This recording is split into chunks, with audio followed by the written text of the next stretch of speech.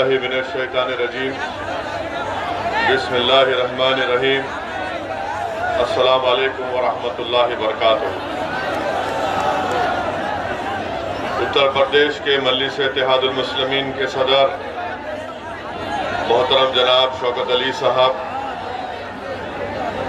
फिरोजाबाद के ज़िला सदर मोहतरम जनाब मेराज फिरदौसी साहब, फिरोजाबाद के इंचार्ज मेरे छोटे भाई जनाब एहतशाम अली बाबर साहब, शहर सदर इसरार साहब, जनरल सेक्रेटरी शहजाद साहब, शादानी साहब, मेहरान साहब, मोहतरम जनाब आसिफ इकबाल साहब, हमारे जनाब सद्दाम हुसैन साहब, आफ्ताब अंजुम साहब, एडवोकेट सगीर आलम साहब, डॉक्टर मेहताब चौहान साहब, फरहान जुबेरी साहब, नेमान नदवी साहब, इमरान बॉबी साहब, हमारे छोटे भाई पवन राव अम्बेडकर साहब, नौफल रोमानी साहब, जनाब डॉक्टर दिलशाद अहमद, अब्दुल हमीद के कौमी सदर और मोहसिन हाज़रीन इकराम, शहनशीन बदश्री फरमा, मेरे मजलिस रुफ़ा, आप तमाम का बेहद शुक्रिया कि आपने अपना कीमती वक्त निकाल कर आज के जलसे में शिरकत की और अल्हम्दुलिल्लाह आपकी मौजूदगी इस बात का पैगाम देती है कि इंशाअल्लाह ताला फिरोजाबाद में मजलिस इत्तेहादुल मुस्लिमीन ने आपके दिलों में एक जगह बना ली है और जो मोहब्बत का मुज़ाहरा आज आप यहाँ पर अपनी मौजूदगी से कर रहे हैं वो यकीनन एक बेहतरीन पैगाम दे रहा है कि फिरोजाबाद में आप मुत्तहिद हैं और इंशाअल्लाह ताला इसी इत्तेहाद की ताकत और क़ुव्वत के बलबूते पर आने वाले विधानसभा के चुनाव में मजलिस इत्तेहादुल मुस्लिमीन को आप अपनी दुआओं से और अपने वोट से कामयाबी से हमकिनार करेंगे। मैं शुरुआत में आप तमाम का शुक्रिया भी अदा करना चाहता हूं कि मेयर के इंतखाबात में 50,000 से ज़ायद वोट आपने मजलिस इत्तेहादुल मुस्लिमीन के हक़ में इस्तेमाल किए। मैं आपका अपने दिल की गहराइयों से, अपनी जमात की तरफ से, अपनी जानिब से आपका बेहद शुक्रिया अदा करता हूं। जो अहम बात मैं आपसे करने आया हूं वो ये है कि फिरोजाबाद में इंशाअल्लाह ताला मजलिस इत्तेहादुल मुस्लिमीन अपने उम्मीदवार को आने वाले असेंबली और विधानसभा के चुनाव में खड़ा करेगी।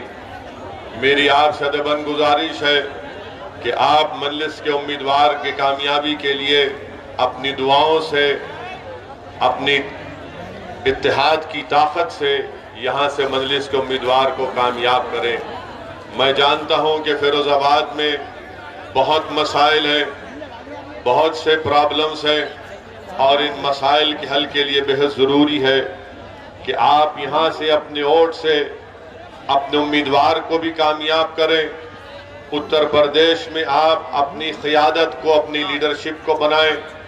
आप उत्तर प्रदेश में अपने हिस्से की हिस्सेदारी को हासिल करें और यही मजलिस इत्तेहादुल मुस्लिमीन का पैगाम है कि उत्तर प्रदेश में जहाँ पर हर समाज के पास उनकी एक लीडरशिप है, उनका नेता है, उनकी एक सियासी पहचान और ताकत है। अगर आज उत्तर प्रदेश में किसी बिरादरी का या किसी के पास अगर कोई नेता नहीं है तो उत्तर प्रदेश के 19% मुसलमानों के पास उनकी कोई सियासी ताकत भी नहीं है। ये लड़ाई मजलिस की मेरे अजीज दोस्तों और बुजुर्गों हिस्सेदारी की लड़ाई है और याद रखिए हिस्सा सिर्फ उसी को मिलता है जो अपने वोट से अपने कैंडिडेट को, अपने प्रत्याशी को, अपने उम्मीदवार को कामयाब करता है। हिस्सा उसी वक्त मिलेगा जब आप अपने वोट की ताकत से इन तमाम दीगर सियासी जमातों को ये बता देंगे कि जिस तरह दलित तबके ने, जिस तरह यादव तबके ने, जिस तरह बाघेलों ने, जिस तरह दीगर समाज के बरादरियों ने अपने अपना वोट इस्तेमाल करके अपनी बरादरी के लोग को, उनके नेता को कामयाब किया। मैं फिरोजाबाद और उत्तर प्रदेश आने का मकसद मेरा एक ही है कि यहाँ पर मुस्लिम अक़लियत की एक सियासी क़ियादत बने, और इसके लिए आपसे मैं गुजारिश करने आया हूँ। आपके सामने मैं गिरेबान फैलाकर आपसे अपील कर रहा हूँ कि अब की बार आपको अपनी जमात को मजबूत करना है, अपनी सियासी लीडरशिप को बनाना है। बहुत 60 साल का एक लंबा अरसा हो चुका कि हमने अपने वोट का इस्तेमाल तमाम पार्टी के हक में किया, मगर उन्होंने आपका वोट तो हासिल किया, अपनी बरादरी के नेताओं को मजबूत किया और मुस्लिम अक़लियत को यतीम और लाचार बनाकर छोड़ दिया। मेरे अजीज दोस्तों और बुजुर्गों, मेरे गयूर नौजवानों, याद रखिए, हमारे मुल्क की जमहूरियत की तल्ख़ हकीकत यह है कि जिसके पास उसका नेता होगा उसी की आवाज को सुना जाएगा। जिसके पास उसका नेता नहीं होगा उसकी आवाज को सुनना तो दूर की बात, उसको दबाया जाता है, उसको कुचला जाता है, उस नौजवान के मुस्तक़बिल को तारीक कर दिया जाता है। और यही हकीकत आपको समझने की जरूरत है। याद रखिए, जज्बाती तकारीर से या नारे लगाने से नेता नया लीडरशिप नहीं बनती। नेता और लीडरशिप बनेगी मुसलमानों की इंशाअल्लाह तो आपके इत्तेहाद और आपके वोट के जरिए बनेगी। और आपसे अपील कर रहा हूं कि ये काम आपको इस आने वाले विधानसभा में करना है। लोग बहुत सी बातें करेंगे, बहुत सी सियासी पार्टी के नेता आकर आपसे कहेंगे, बल्कि कह भी रहे कि असदुद्दीन ओवैसी की मजलिस पार्टी को वोट दोगे तो याद रखो यहां से बीजेपी कामयाब हो जाएगी। मैं उनसे पूछना चाहता हूं, बताओ, लोकसभा के चुनाव में बसपा और सपा मिलकर लड़े तो सिर्फ 15 लोकसभा की सीट पर बीएसपी और समाजवादी के उम्मीदवार कामयाब हुए। माबाकी पर क्यों कामयाब नहीं हुए? क्या मजलिस जिम्मेदार है इसकी? मेरे अजीज दोस्तों और बुजुर्गों, आप जानिए मेरी इस बात को कि इनको असदुद्दीन ओवैसी से जाती नफरत इसलिए है कि असदुद्दीन ओवैसी इन तमाम सियासी पार्टियों के आगे मैं अपने जमीर का सौदा करने के लिए तैयार नहीं हूं। मैं आपका वोट बेचने के लिए तैयार नहीं हूं। मेरी लड़ाई अगर है तो आपकी लड़ाई है। अगर हैदराबाद से असदुद्दीन ओवैसी फिरोजाबाद को आया है तो मैं अपनी मकबूलियत में इजाफा करने के लिए नहीं आया हूं। मैं अपनी अना की तस्कीन के लिए नहीं आया हूं। मेरे आने का मकसद एक ही है और इंशाअल्लाह अल्लाह मुझे जब तक जिंदा रखेगा मैं उत्तर प्रदेश को आता रहूंगा, फिरोजाबाद को आता रहूंगा। और मेरी ख्वाहिश यही है कि अल्लाह जब मेरे इस जिस्म से मेरी जान को निकाल देगा, नहीं मालूम कि अल्लाह कितनी मोहलत हमको और आपको दी है। मेरी एक ही ख्वाहिश है कि जब इस दुनिया से अल्लाह मुझे बुला लेगा मैं उत्तर प्रदेश में मजलिस के परचम तले मुसलमानों के लीडरशिप को देखना चाहता हूं। मेरी आपसे गुजारिश है, आपको हिस्सा उसी वक्त मिलेगा। याद रखो, रोज रोज अगर आप ये बैठकर सोचते होंगे कि मुझसे नाइंसाफी कैसे खत्म होगी, मेरे बच्चे के स्कूल का इंतजाम कैसे होगा, फिरोजाबाद में मेरे गली कूचों में साफ पीने का पानी कब आएगा, अगर आपको शिकायत है कि फिरोजाबाद में बिजली नहीं आती और जिसकी बिना पर आपको अपनी चूड़ियां बनाने में, गिलास की फैक्ट्री चलाने में मुश्किल होती है, तो मेरी आपसे ही गुजारिश है कि आज आपके सामने एक मुतबादिल है, एक विकल्प है मजलिस के रूप में, आप इसको मजबूत करिए। मेरे अजीज दोस्तों और बुजुर्गों, फिरोजाबाद में यहां पर घंटा नगर में लोग को नौकरी मिलती थी, मगर आज महीने में सिर्फ 10 या 12 दिन का काम उनको मिलता है।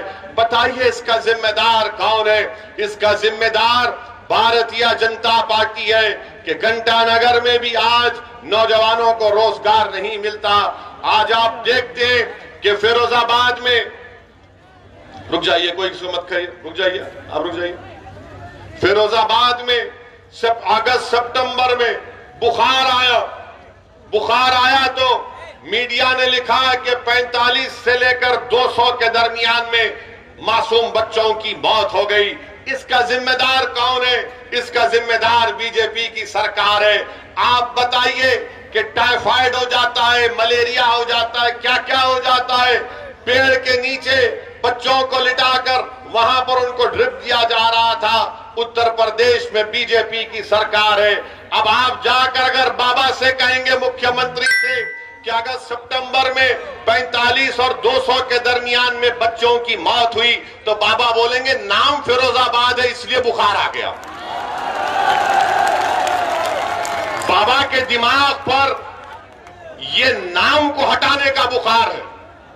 मुख्यमंत्री के दिमाग में ये नहीं आता कि बच्चे क्यों मर रहे हैं। बच्चे इसलिए मर रहे हैं क्योंकि बीजेपी की सरकार ने फिरोजाबाद में सिर्फ 17 पब्लिक हेल्थ सेंटर्स कायम किए। डॉक्टर का इंतजाम नहीं है, दवाएं नहीं है, कुछ नहीं है, मगर बाबा कहेंगे कि नाम बदल दो फिरोजाबाद का, बुखार नहीं आएगा, बच्चे नहीं मरेंगे। नाम बदलने से कुछ नहीं होता, काम करना पड़ेगा। मगर जहां कहीं भी नाम फिरोजाबाद होगा, नाम बदल दो, नहीं सुने ठोक दो, नहीं सुने जेल में डाल दो। ये इनकी पॉलिसी रही है। बीजेपी की सरकार पिछले 5 साल में उत्तर प्रदेश में कोई काम नहीं किया, कोई काम नहीं किया। मेरे अजीज दोस्तों और बुजुर्गों, नरेंद्र मोदी की दिल्ली में नीति आयोग ये कहती है कि फिरोजाबाद में 32% गरीब लोग रहते हैं। 32% गरीब लोग फिरोजाबाद में रहते हैं। बताओ आपने क्या किया? आप कहते हैं कि हमने नौकरियां दी।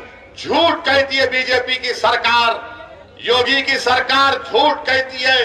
डेटा बताता है कि 20 और 24 साल के बच्चों में बेरोजगारी में डबल इजाफा हो चुका है। 26 और 29 साल के नौजवान बच्चों में बेरोजगारी का इजाफा हो चुका है। नरेंद्र मोदी के पास इसका कोई जवाब नहीं है। नरेंद्र मोदी सिर्फ एक दिन में 4-4, 5-5 मरतबा अपने कपड़े पहनकर फोटो खिंचवाते हैं और समझते हैं कि पूरा मसला हल हो चुका है, पूरा मसला हल हो चुका है। आप बताइए, कीमतों में इजाफा हुआ नहीं हुआ? क्या जो कीमतों में इजाफा हुआ आपको उससे तकलीफ नहीं हो रही है? आप चूड़ियों का, गिलास का काम करते, अब गैस पर काम हो रहा है। गैस की कीमतें बढ़ी नहीं बढ़ी? क्या एलपीजी गैस के सिलेंडर की कीमतें बढ़ी नहीं बढ़ी? अब ये सब हम बताएंगे तो बाबा बोलेंगे नहीं, वो इसी भड़काऊ भाषण दे रहा है। यानी गैस का सिलेंडर 1400-1500 रुपए 14 किलो का, इसकी बात नहीं करेंगे। कितनों को नौकरियां दी बताओ तुमने फिरोजाबाद में? कितनों को नौकरी मिली हाथ उठाओ।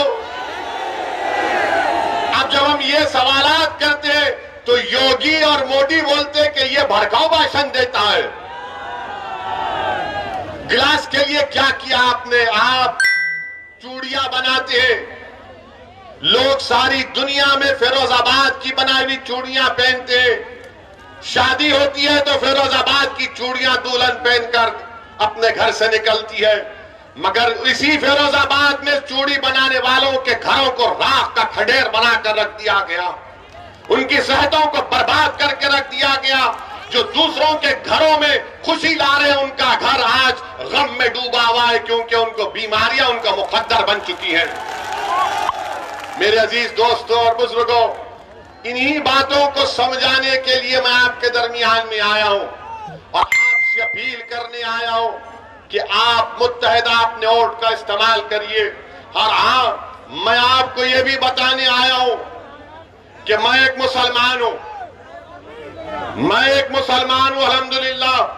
और मेरा अकीदा यह है कि अल्लाह मुसलमानों का भी खुदा है, अल्लाह हिंदुओं का भी खुदा है। जो मुसलमान नहीं, अल्लाह सब इंसानियत का खुदा है। अल्लाह रब्बुल आलमीन है, रब्बुल मुस्लिमीन नहीं है। मानते ना इस बात को? आप मानते ना? और मेरा मानना यह है कि अल्लाह इंसाफ करने वाला है, अल्लाह इंसाफ करने वाला है ना। हमारा मानना यह है कि अल्लाह सुब्हानहू व तआला इंसाफ करेगा, अल्लाह सुब्हानहू व तआला दुनिया में भी इंसाफ करेंगे, और अल्लाह जब हशर का मैदान खड़ा होगा तो अगर कोई राय बराबर नेकी करेगा तो अल्लाह उसका सिला देगा, कोई राय बराबर गुनाह करेगा तो उसका अल्लाह के पास उसको जवाब देना है। ये मेरा अकीदा है। अब आप बोलेंगे संविधान में ये कहां से है? बीजेपी के लोग बोलते संविधान में कहां से आया? संविधान में जिसको बाबा साहेब अंबेडकर ने बनाया उसका प्रियम्बल में लिखा हुआ है liberty of thought and religion, यानी आजादगी, मुझे अपने मजहब पर उसकी अकीदे पर चलने का इख्तियार दिया गया है। तो जब हम ये बात करते हैं तो बोलते हैं देखो ओवैसी भड़काऊ भाषण दिया। मैं नरेंद्र मोदी से पूछना चाहता हूं, आप देश के प्रधानमंत्री हैं, अरे कानपुर की 45 मिनट की मेरी तकरीर आपको सिर्फ 45 सेकंड दिखे उसमें, और वो भी झूठ। मोदी और योगी को असदुद्दीन ओवैसी को दिखाना पड़ रहा है झूठ के लिए। अरे सच्चाई का नाम असदुद्दीन ओवैसी है, याद रखो, मोदी और योगी। और हम क्या बोले उसमें, क्या बोले उसमें? पहले तो चोरी से झूठा वीडियो डाले, जब उसके बाद हमने पूरा वीडियो डाला तो पूरे गायब, सन्नाटा। हम बोले चलाओ, बताओ इसमें हमने क्या किया। हमारा अकीदा ये, मेरा फेथ ये है कि हमने कुरान करीम में पढ़ा, हमने बुजुर्गों और नेक बंदों के पैरों के पास उलमाओं की सोबत में बैठकर सुना। क्या सुना हमने? कि फिरौन था ना फिरौन हार गया ना मूसा के सामने, हारो ना फिरौन। तो हम क्या बोलते कि फिरौन की हार हक की जीत है ना? फिरौन की हार हक की जीत है। नमरूद हजरत इब्राहिम के आगे खत्म हो गया, तो हम क्या बोलते? सच्चाई की कामयाबी है, नहीं है। हम नहीं कहते कि नमरूद की नाकामी सच्चाई की कामयाबी है। क्या हम ये नहीं बोलते कि करबला में इमाम हुसैन ने अपनी गर्दन कटाई मगर यजीद हार गया? क्या हम नहीं कहते ये बात को? अब जब मेरा अकीदा ये है, आपके पेट में दर्द क्यों हो रहा है? ये कह रहे कि ओवैसी को नहीं कहना चाहिए था, ओवैसी को यह कहना चाहिए था कि फिरौन जीत गया, नमरूद जीत गया, खुदा ना खास्ता यजीद जीत गया। अरे दुनिया जब तक कायम अल्लाह रखेगा, हमेशा वक्त का फिरौन हारेगा, वक्त का नमरूद हारेगा, वक्त का यजीद हारेगा। अब मीडिया वाले सोच रहे होंगे अब कैसा पकड़े उसको, कैसा पकड़े इसको? नहीं पकड़ सकते। मेरा अकीदा है, आप मूसा को मत मानो, आप फिरौन को मानो तो आप फिरौनी, आप इब्राहिम को मत मानो तो आप नमरूदी, आप हुसैन को नहीं मानो तो आप यजीदी। ये जमहूरियत की खूबसूरती है। मैं तो ये नहीं कह रहा हूं कि मैं ही सच हूं, मैं ये कह रहा हूं कि मेरा मानना ये है। इसीलिए हम कहते हैं कि जो जालिम है उसका खातिमा होगा। हो सकता है कि मेरे जिंदगी में ना हो, मेरे बच्चों की जिंदगी में हो जाएगा। अच्छा, आपको मालूम नमरूद को कैसे उसका खातिमा हुआ? नमरूद का खातिमा कैसे हुआ मालूम आपको? नमरूद का खातिमा ऐसे हुआ कि अल्लाह ने उसके दिमाग में एक लंगड़े मच्छर को डाल दिया था। लंगड़ा मच्छर नमरूद की दिमाग में चला गया। अब उस नमरूद के पास वक्त का बादशाह था। उसके पास जो कोई मिलने आता तो उससे कहा जाता, बादशाह सलामत से मिलने से पहले उसके सर पर एक थप्पड़ मारना पड़ेगा तुमको, क्योंकि उसका मच्छर जो दिमाग में अल्लाह ने डाल दिया था उससे उसको राहत मिलती थी। ये हमारा अकीदा है। आप ये कह रहे ये क्यों बोले? ये नहीं बोलना चाहिए। अरे तुम होते कौन हो? क्या मैं तुम्हारी जबान में बोलूं? क्या तुम्हारी जबान मेरे मुंह में है? क्या तुम्हारी सोच मेरी दिमाग में नहीं? हमारे मुंह में हमारी जबान है, तुम्हारी जबान नहीं है। हमारे मुंह से जो बात निकलेगी वही सदाकत है, वही सदाकत है। अरे इख्तिदार पर बैठकर बड़ी बड़ी बातें करते हैं कि असदुद्दीन ओवैसी को ये नहीं बोलना चाहिए था, वो नहीं बोलना चाहिए था। अरे मैं क्या तुमसे पूछ रहा हूं?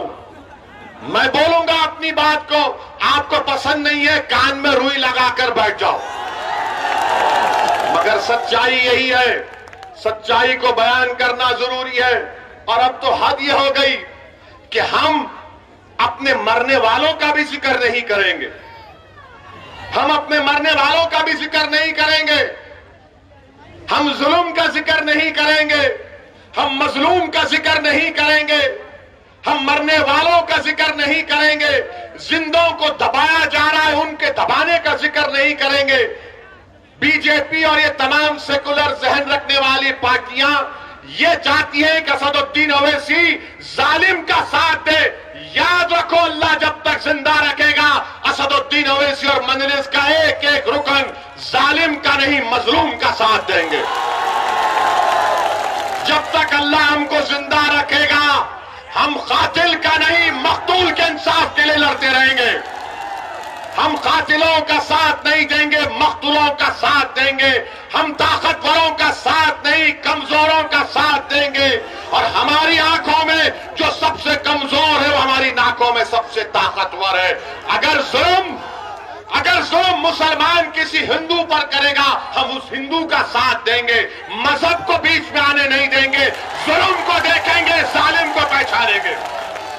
ये बात इनको जब समझ में नहीं आती, ये समझते हैं कि हम आके बाजा बजाते इनका, मोदी का, योगी का, अखिलेश का, कांग्रेस का। अरे तुम्हारा बाजा नहीं बजाएंगे। अब हम बात करेंगे हिस्सेदारी की। कानपुर की तकरीर पर बड़ा उछाला, क्या किया, क्या कहा मैंने? एक 80 साल के बूढ़े को उसकी दाढ़ी को लोचा गया और उसके जिस्म पर पेशाब कर दिया गया। मैं ना जिक्र करूं इसका, नहीं बोलो इसकी बात, बोलो आप फैसला करो। मैं वोट हासिल करने के लिए नहीं कह रहा हूं। 80 साल का बूढ़ा अगर हिंदू भी होता तो वैसी लड़ता, उसके लिए लड़ता रहेगा। मगर आप बात ही नहीं करते, आप बोलते ही नहीं। अब तो ऐसा बना दिया जा रहा है कि हम अपने जुल्म का, अपने कमजोरों का भी जिक्र ना करें। मेरे अजीज दोस्तों और बुजुर्गों, यहां पर मैं आप तमाम के दरमियान में खड़े होकर अल्लाह से दुआ करता हूं। अब हम दुआ भी कर रहे हैं तो इनको पसंद नहीं आ रहा बीजेपी के लोगों को। कैसे दुआ कर रहा है ये? दुआ करना है, आप आमीन बोलो मत बोलो, अल्लाह सुनने वाला है। मैं अल्लाह से दुआ करता हूं कि CAA NRC का जो एहतजाज यहां पर आपने किया, आप तमाम लोग काबिल मुबारकबाद है, मैं आपको सलाम करता हूं। अल्लाह आपकी इन तमाम कुर्बानियों को अल्लाह कबूल करे। आपने बड़े मसाइब और मुश्किलात में उस एहतजाज को किया, अल्लाह आपकी एक एक कुर्बानी को अल्लाह कबूल करे और अल्लाह आप तमाम के दर्जात में बुलंदियां अता फरमाए। अल्लाह सुब्हानहू व तआला, आपने हक का साथ दिया था, अल्लाह हक को गालिब करेगा। इसलिए कि कुरान में अल्लाह ने फरमाया, कुल जाअल हक़ व ज़हक़ल बातिल इन्नल बातिला काना ज़हूक़ा, हक आया बातिल पर गालिब होकर रहेगा। ये मेरा अकीदा है, आप मत मानो। मेरा फेथ है, liberty of thought and religion Bharat के संविधान का हिस्सा है। आपको नहीं मानना, मत मानो। मैं अल्लाह से दुआ करता हूं कि यहां पर जो पुलिस की फायरिंग में मोहम्मद शफीक जो 40 साल के थे उनको शहीद कर दिया गया, उनकी जान ले गई। अरमान 24 साल का बच्चा, मुखीम 20 साल का, रशीद 27 साल का जो अपाहिज था, सीधा हाथ काम नहीं करता था, मोहम्मद अबरार 26 साल का, मोहम्मद हारून 36 साल का, नबी जान 22 साल का। मेरी अल्लाह से दुआ है कि अल्लाह सुब्हानहू व तआला हशर के मैदान में अल्लाह उनको उसी कपड़ों से उठाएगा, तुम देखना हम गवाह रहेंगे इंशाअल्लाह।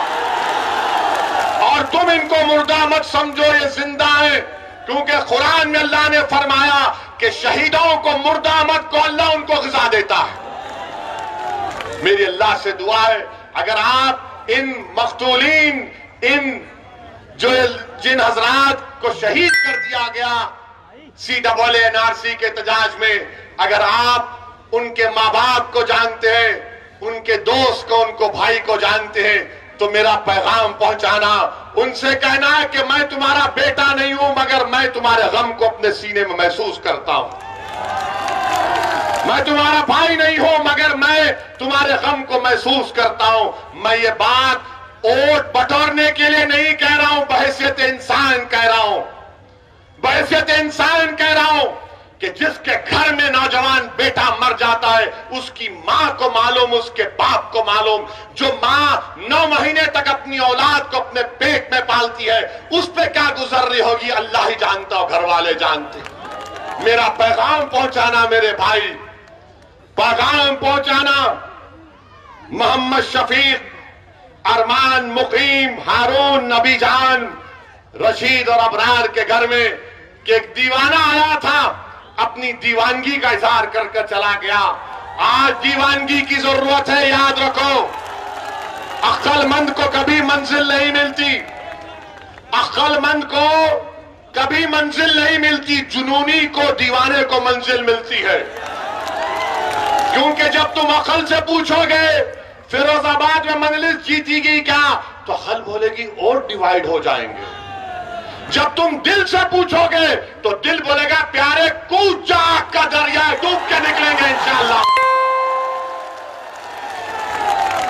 अकल और दिल दोनों में हमेशा झगड़ा होता है।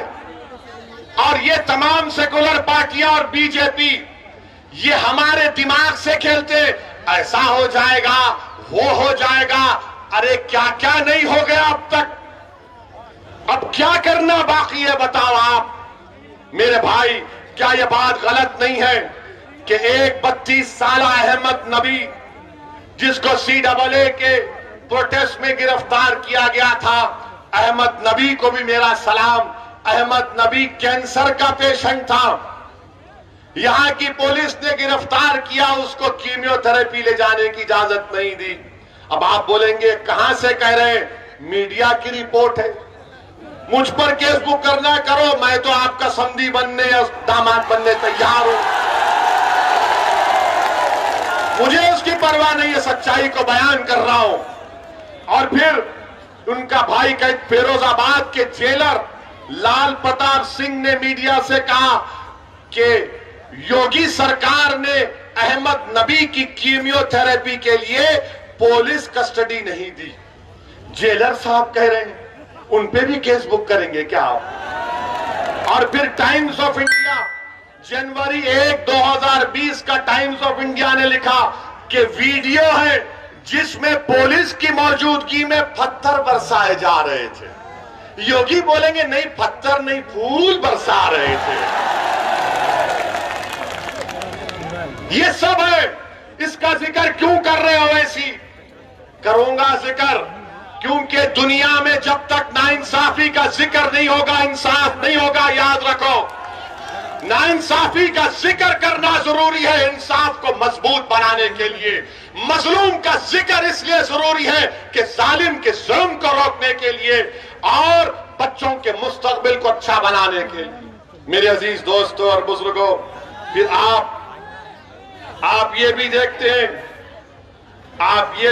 हैं, कि आपके फिरोजाबाद में एक भी गवर्नमेंट की यूनिवर्सिटी नहीं है, एक भी गवर्नमेंट की यूनिवर्सिटी नहीं है।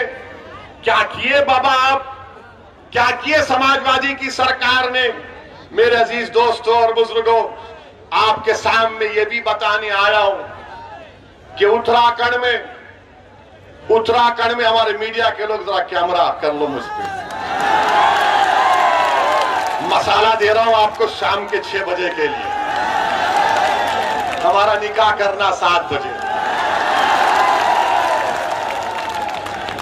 माशाअल्लाह हफ्ते में 2 बार हमारा अख्द होता है टीवी के ऊपर, निकाह होता है हमारा, दूल्हा बनाकर पेश किया जाता है हमको। देखो ये बोला, ये बोला, वो बोला, ऐसे बोला, वो बोला। अरे अल्लाह जबान दिया तो बोलने के लिए दिया ना, गुंगा रहने के लिए तो नहीं दिया है ना। संविधान के दायरे में रहकर बोल रहा हूं, तुमसे संविधान सीखना नहीं है, मैं तुमको सिखा सकता हूं संविधान। उत्तराखंड हरिद्वार में एक धर्म संसद हुआ। क्या हुआ? अब धर्म संसद में उत्तराखंड में बीजेपी की सरकार, आज भारत के प्रधानमंत्री नरेंद्र मोदी गुजरात में ईसाइयों के चर्च के में जाकर कहा कि भारत की अखंडता को बरकरार रखना है, भारत की यूनिटी को बरकरार रखना है। देश के प्रधानमंत्री ने कहा बड़ी अच्छी बात है, बड़ी अच्छी बात है। मगर हम देश के प्रधानमंत्री से पूछना चाह रहे हैं कि उत्तराखंड में आपकी सरकार है और उस सरकार में वहां पर एक धर्म संसद हुआ जिसमें उसका नाम क्या रखा गया? इस्लामिक भारत में सनातन का भविष्य, ये हुआ है। अच्छा, उसमें क्या कहा गया? उसमें चलिए मैं लफ्ज़ मुसलमान नहीं बोलूंगा क्योंकि योगी और मोदी और उनके चमचों को बड़ी आपत्ति होगी। मैं ये कहूंगा कि उन्होंने असदुद्दीन ओवैसी के बारे में ये कहा, एक महाशय ने कहा कि काश मैं एमपी होता तो मनमोहन सिंह को गोलियां मार देता। देश का मनमोहन सिंह 10 साल का प्रधानमंत्री, अगर मैं पार्लियामेंट में होता तो एक महाशय बोले, उनका नाम नहीं बोलना चाह रहा हूं मैं, ना छोड़िए, नाम तो सिर्फ अल्लाह का रहेगा, याद रखो, नाम तो सिर्फ अल्लाह का रहेगा और किसी का नाम नहीं रहेगा इंशाअल्लाह ताला। अब उस पर भी इनको तकलीफ हो जाएगी। तो एक महाशय ने कहा कि अगर मैं पार्लियामेंट में होता तो नाथूराम गोडसे की तरह 6 गोलियां भारत के एक्स प्राइम मिनिस्टर को गोली मार देता। अब आप सोचिए थोड़ी देर के लिए, जो मोदी के भक्त हैं उनसे भी कह रहा हूं, अगर कोई फेसबुक पर योगी और मोदी के बारे में कुछ अनाप शनाप लिख दे तो 4 घंटे के अंदर हजरत पुलिस उसके घर को पहुंच जाती, चल हमारे साथ। खाली फेसबुक पर देश के एक प्रधानमंत्री के ओहदे पर रहने वाले मनमोहन सिंह से कहा जा रहा है कि अगर हम होते तो तुझे 6 गोलियां मार देते। आपको मालूम, लंबा अरसा हो चुका है होकर, 4-5 दिन हो चुके, एक भी गिरफ्तारी नहीं हुई, एक भी गिरफ्तारी नहीं हुई है। अरे मनमोहन सिंह की तो इज्जत नहीं करते तो देश के प्रधानमंत्री के ओहदे की तो इज्जत करो। आज मोदी प्रधानमंत्री है, कल कोई और होगा इंशाअल्लाह, मगर उस ओहदे की तो अजमत, उसका इकबाल रहना चाहिए ना। कोई कैसे खड़े होकर कह सकता है, कोई कैसे खड़े होकर कह सकता है कि मैं पार्लियामेंट में होता तो 6 गोलियां मार देता। मगर कोई एक्शन उत्तराखंड की बीजेपी की सरकार ने नहीं लिया। एक और महाशय थे, उन्होंने क्या कहा? उत्तराखंड के ईसाइयों को कहा क्रिसमस नहीं मनाना, क्रिसमस मनाओगे तो फिर तुम्हारी खैर नहीं है। अच्छा, एक और महाशय ने कह दिया कि मैं भगवा संविधान दे रहा हूं। अब हम पूछना चाहते हैं मोदी जी से, क्या आप ये भगवा संविधान को लेकर आएंगे या अंबेडकर के बनाए हुए संविधान को बरकरार रखेंगे? संविधान की धज्जियां उड़ाई जा रही हैं। बीजेपी, नरेंद्र मोदी सन्नाटे में है। और फिर एक और मैडम ने कहा, वन मैडम हैज सेड, क्या कहा मैडम ने? मुझे 100 सिपाही चाहिए जो 20 लाख ओवैसी की तरह लोगों को मार दे। भाषण में कहा, कमरे में नहीं, भाषण में कहा, और कहा कि भारत का संविधान गलत है और भारत के लोगों को नाथूराम गोडसे की पूजा करनी चाहिए। क्या करनी चाहिए? पूजा करनी चाहिए। वो गांधी का कातिल हरामी गोडसे की पूजा करेंगे। इस आजाद हिंदुस्तान का अगर सबसे पहला टेररिस्ट कोई था, नाथूराम गोडसे था। और मैडम बोल रही है उसकी पूजा करनी चाहिए। अच्छा, एक और महाशय बोले, क्या बोले कि आप वो अपील कर रहे हैं, अपने हिंदू भाइयों से कह रहे, मुझे यकीन है कि हिंदू भाई उसका नहीं मानेंगे, कह रहे कि हथियार उठा लो ताकि 2029 में कोई मुसलमान प्रधानमंत्री ना बन जाए। और फिर वही एक और साहब कह रहे हैं कि जिस तरह म्यांमार में रोहिंग्या मुसलमानों को उनके मुल्क से निकाल दिया गया, उसी तरह मुसलमानों से उस तरह का हशर करना चाहिए। कोई मुकदमा नहीं, कोई गिरफ्तारी नहीं। और फिर एक और महाशय ये कह रहे कि शस्त्र रखो, तलवार रखो और जंग तलवार के जोर पर जीती जाएगी। और फिर एक और महाशय ने कहा कि मुसलमानों के गांव को खाली कर दो। और एक और महाशय ने कहा कि जब तुम हमारी इस धर्म संसद से जाओगे तो ये इरादा करके जाओ कि किसी को नहीं छोड़ा जाएगा, रोहिंग्या मुसलमानों की तरह भारत के मुसलमानों का हशर कर दिया जाएगा। मैं नरेंद्र मोदी से एक सवाल कर रहा हूं, आपने गुजरात में आज कहा कि देश की यूनिटी को, अखंडता को बरकरार रखना चाहिए। बताओ, देश के प्रधानमंत्री, आप मेरे भी प्रधानमंत्री हैं, आप देश के प्रधानमंत्री हैं, आपने भारत के संविधान पर हल्फ लेकर भारत के तमाम नागरिकों की हिफाजत का जिम्मा आपने लिया है। बताओ क्या आप इनकी बातों से मुत्तफिक है? अगर नहीं है तो फिर ये खुले क्यों घूम रहे हैं? और बाबा ये बताओ, ठोक दो, क्या करोगे तुम अब? ये धर्म संसद में इस तरह की बकवास कही गई और वहां के डीजीपी साहब कहते हैं अनलॉफुल एक्टिविटीज प्रिवेंशन एक्ट नहीं लगेगा।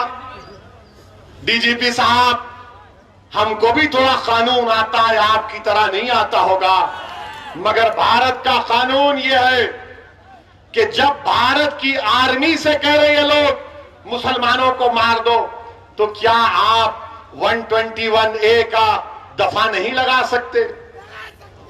क्यों नहीं लगाया आपने, मेरा एक सवाल। और फिर आप 124A लग सकता है, धमकी 503 लग सकता है, आर्म्स एक्ट लग सकता है, और फिर आप सेक्शन 108 अबेटमेंट लग सकता है। और अगर यूएपीए नहीं लग सकता तो झूठ, यूएपीए में आप इन तमाम ऑर्गेनाइजेशन को बैन करो इनको, जो मनमोहन सिंह को मारने की धमकी दे रहे हैं, जो मुसलमानों को, भारत के मुसलमानों को, रोहिंग्या मुसलमानों का हाल करना चाहते। कुछ एक्शन बीजेपी नहीं लेगी।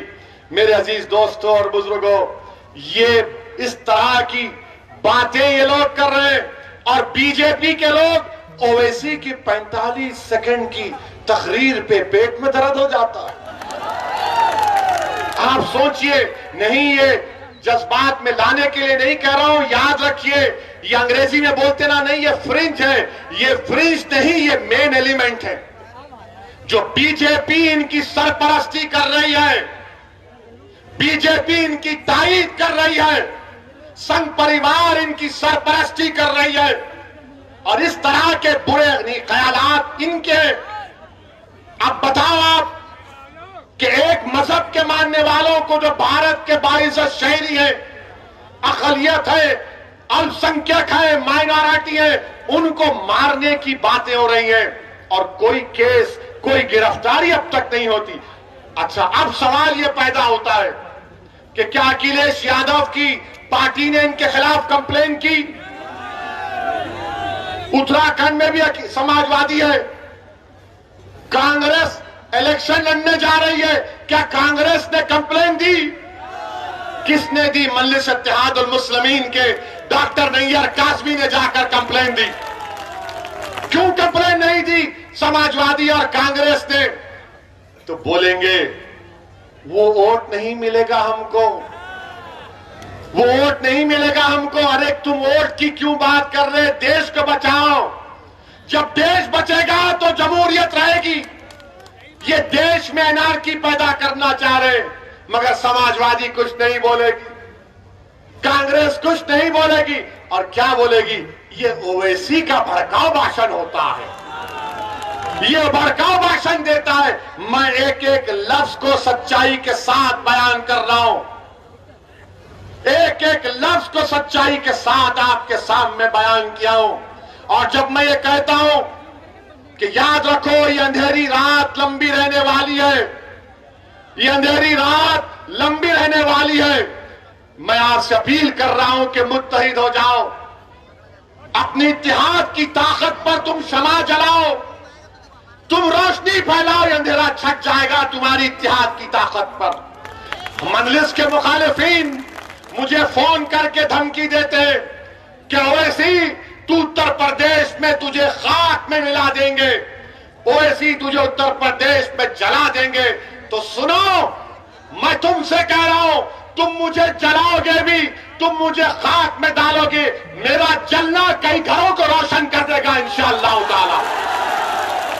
मैं रोशन करना चाहता हूं। मुझे जाना है इस दुनिया से एक दिन। मुझे डर इस बात का है मैं गुनाहगार हूं, सियाकार हूं और अल्लाह जानता है ऐसी क्या है। मुझे डर सिर्फ इस बात का होता है कि अल्लाह के सामने जब हम सब खड़े होंगे ओवैसी क्या जवाब देगा। हशर का मैदान होगा, शाफ़े रोज़े जज़ा मोहम्मद मुस्तफ़ा सल्लल्लाहु अलैहि वसल्लम भी होंगे, क्या सहाबा इकराम होंगे, सैयदुल शुहदा अमीर हमजा होंगे, फारूक आजम होंगे, सिद्दीक अकबर होंगे, उस्मान ज़ुन्नूरैन होंगे, शेर खुदा अली होंगे, हसन और हुसैन होंगे, हमारी अज़वाज मुतहरात सल्लल्लाहु अलैहि वसल्लम होगी, गरीब नवाज होंगे, सब होंगे। तो हम क्या नजर मिलाऊंगा? यही चीज डराती है मुझे, इसीलिए छोटी सी कोशिश कर रहा हूं। मुझे मालूम कि मैं अददी एतबार से, दौलत के एतबार से इन ताकतों से मुकाबला कोई बोलेगा नहीं कर सकते। मेरे पास एक ही ताकत है, वो अल्लाह की जात पर तवक्कल करके हम मुकाबला करते। मुझे आप पे ऊपर एतमाद है, मुझे आपकी मोहब्बतों पर एतमाद है, मुझे आपकी सोच पर एतमाद है। और आप में अब जो तब्दीली पैदा हो रही है, मुझे उस पर पूरा यकीन है कि लड़ाई हिस्सेदारी की लड़ाई होगी इंशाअल्लाह ताला। आपने नहीं देखा कि परसों अलीगढ़ में क्या हुआ? अलीगढ़ में समाजवादी का जलसा हुआ, समाजवादी का जलसा हुआ।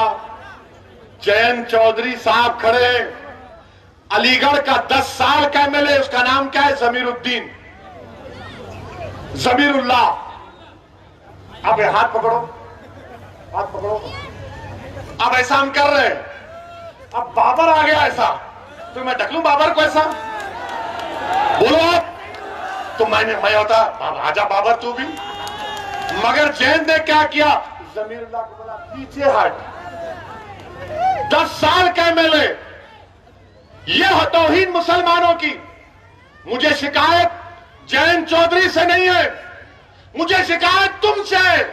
तुम गए क्यों? ये तुम्हारा मंच है, तुम यहां पर आओ, मैं कंधे में बिठाने तैयार हूं तुमको। आओ जमीरुल्लाह, यहां बैठो। तुम नेता बन जाओ, मेरी लाश पर बनो, मेरी खबर बना दो, मगर तुम नेता बन जाओ एक बार। मुझे शिकायत इनसे नहीं है, शिकायत अपनों से है। तुम कब तक दरी बिछाओगे? मुसलमान उत्तर प्रदेश के कब तक दरी बिछाएंगे? अब तुम दरी नहीं बिछाना, तुम मंच पर आकर बैठोगे इंशाअल्लाह। तुम हिस्सेदारी की लड़ाई लड़ोगे मुसलमानों उत्तर प्रदेश के। और याद रखो, अरे जिंदा है, जिंदा ही रहेंगे इंशाअल्लाह ताला। सुबह क़यामत तक जिंदा रहेंगे। रसूलुल्लाह सल्लल्लाहु अलैहि वसल्लम की उम्मत जिंदा रहेगी, हमेशा जिंदा रहेगी। जब तक जिंदा रहेंगे कायनात में सूरज निकलता रहेगा। हम जिंदगी और जिंदा रहने के लिए आए, मगर जिंदगी के मजाहरे भी करना है। सिर्फ नारे मारकर बैठना नहीं। अब आप मजलिस के हक में वोट का इस्तेमाल करेंगे नहीं करेंगे? कितने करेंगे? हाथ उठाइए, यहां पर हाथ उठाइए। ये मीडिया वालों कैमरा दिखाओ 57 लोगों को के हाथ उठ चुके हैं। इनकलाब आएगा उत्तर प्रदेश में इंशाअल्लाह ताला। तो लगाओ मेरे साथ नारा, नारे तकबीर, नारे तकबीर, नारे तकबीर। अस्सलाम वालेकुम व रहमतुल्लाहि व बरकातहू।